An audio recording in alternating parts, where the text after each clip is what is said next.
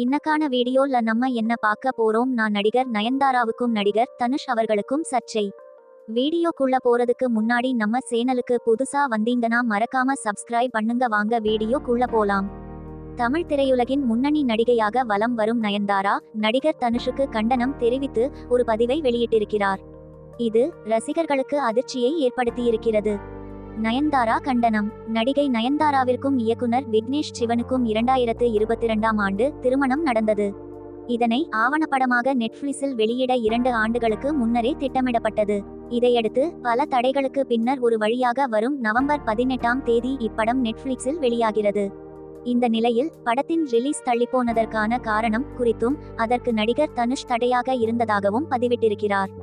ரசிகர்களிடம் நீங்கள் காண்பிக்கும் முகம் வேறு, ஆனால் உண்மையில் நீங்கள் வேறு என்று தனுஷை காட்டமாக திட்டி பதிவிட்டிருக்கிறார் நயன்தாரா. நயன்தாரா சொன்னது என்ன? நானும் ரவுடி தான் திரைப்படத்தை தனுஷ் தயாரித்திருந்தார். இந்த படத்திலிருந்துதான் நயன் விக்கியின் காதலும் ஆரம்பித்தது. இவர்கள் 2 ஆண்டுகளுக்கு முன்பு திருமணம் செய்த நிலையில் அந்த திருமண நிகழ்ச்சியை நெட்ஃபிளிக்ஸ் ஆவணப்படமாக எடுத்திருந்தது. ஆனால் சில பிரச்சனைகள் காரணமாக இந்த படம் வெளியாகவே 2 ஆண்டுகள் பிடித்தது. இந்த டாக்குமெண்ட்ரியில் 3 வினாடிகள் நானும் ரவுடி தான் படத்தின் பிஹைண்ட் த சீன்ஸ் வீடியோக்கள் மற்றும் பாடல்களை உபயோகிக்க திட்டமிட்டிருக்கின்றனர். இதற்கு நஷ்ட ஈடாக 10 கோடி கேட்டு லீகல் நோட்டீஸ் அனுப்பியிருக்கிறார் தனுஷ். இது குறித்த முழு விவரத்தை நயன்தாரா 3 பக்க கடிதமாக வெளியிட்டிருக்கிறார். இதில் அவர் தனுஷ் குறித்த அதிர்ச்சிக்குரிய விஷயங்களை குறிப்பிட்டிருக்கிறார். முழு கடிதத்தின் தமிழாக்கம். வணக்கம்.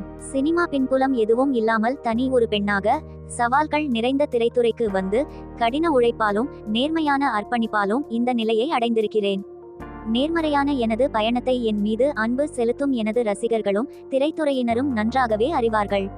இந்நிலையில் பல ஆண்டுகளாக எனக்கு எதிராக நடந்து கொண்டிருக்கும் சில தவறான நடவடிக்கைகளை பொதுவெளியில் முன்வைக்க வேண்டிய அவசியம் ஏற்பட்டு இருக்கிறது.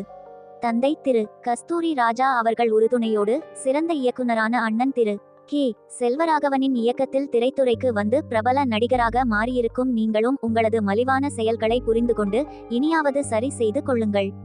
நெட்ஃபிளிக்ஸில் வெளியாக இருக்கும் ஆவணப்படத்தை என்னைப் போலவே ஏராளமான எனது ரசிகர்களும் நலவிரும்பிகளும் எதிர்பார்த்து காத்திருக்கிறார்கள். ரசிகர்களின் அந்த ஆர்வத்தை பூர்த்தி செய்யவே இதில் பணியாற்றியிருக்கும் ஒவ்வொருவரும் பல்வேறு தடைகளையும் மீறி அனைத்து பணிகளையும் முடித்து தற்போது வெளியீட்டுக்கு தயார் செய்திருக்கிறோம்.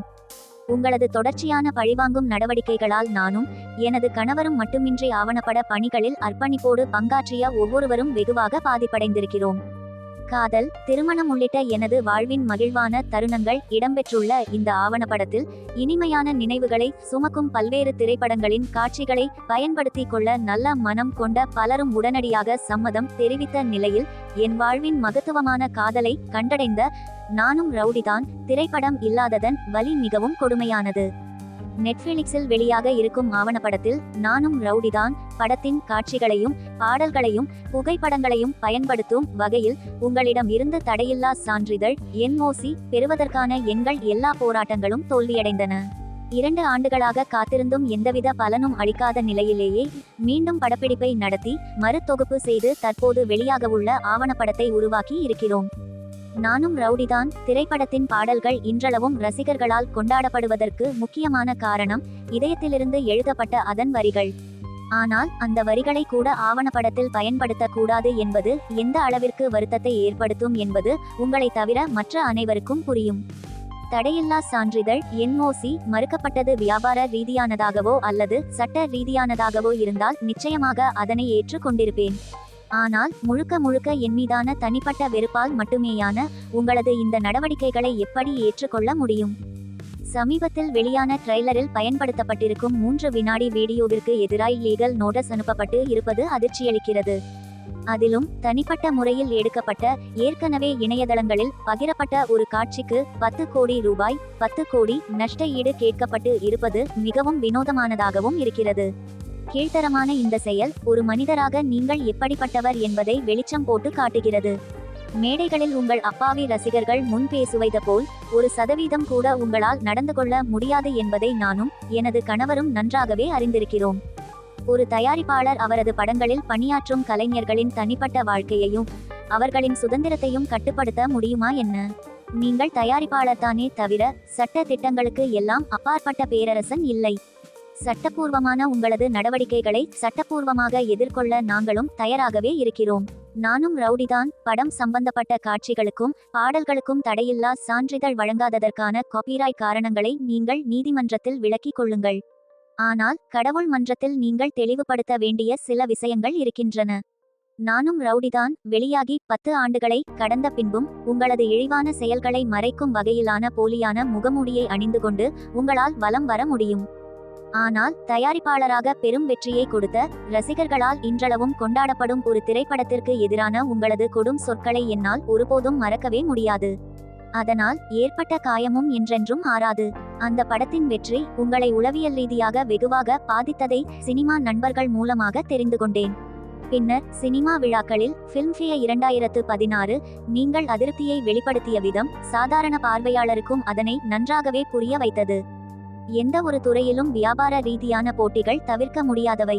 ஆனால் எக்காரணத்தை கொண்டும் ஒருவர் இன்னொருவரின் தனிப்பட்ட வாழ்க்கையில் தலையிட முடியாது. அநாகரிகமான அந்த செயல்களை செய்வது உங்களை போன்ற பிரபலமான நடிகரே ஆனாலும் தமிழ்நாட்டு மக்கள் அதனை ஏற்றுக்கொள்ள மாட்டார்கள். கடந்த காலத்தில் உங்களோடு பயணித்தவர்களின் வெற்றியை எந்த கோபமும் இல்லாமல் சமாதானத்துடன் ஏற்றுக்கொள்ள வேண்டும் என இந்த அறிக்கையின் வாயிலாக வேண்டிக் கொள்கிறேன். இந்த உலகம் எல்லோருக்குமானது. கடின உழைப்பால், கடவுளின் ஆசிர்வாதத்தால், மக்களின் பேரன்பால் உங்களுக்கு தெரிந்தவர்கள் கூட உயரங்களை அடையலாம். சினிமாவில் எந்த பின்புலமும் இல்லாத சாதாரண மனிதர்களும் பெரிதாக வெற்றிகளை பெறலாம்.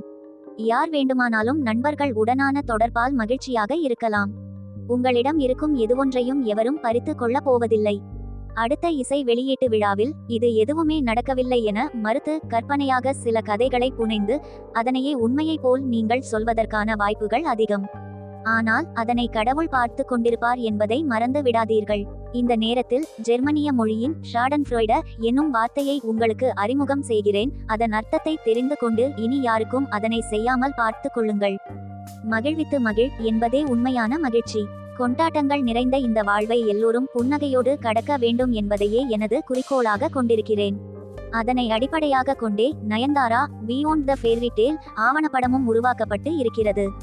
அதனால் ஏறும் எல்லா மேடைகளிலும் நீங்கள் சொல்லும் ஸ்ப்ரெட் லவ் என்பதை வெற்று வார்த்தைகளாய் மட்டுமின்றி ஒரே ஒரு முறையாவது வாழ்க்கையிலும் கடைபிடிக்க நீங்கள் முயற்சிக்க வேண்டும் என இனி நானும் கடவுளிடம் வேண்டிக் கொள்கிறேன்.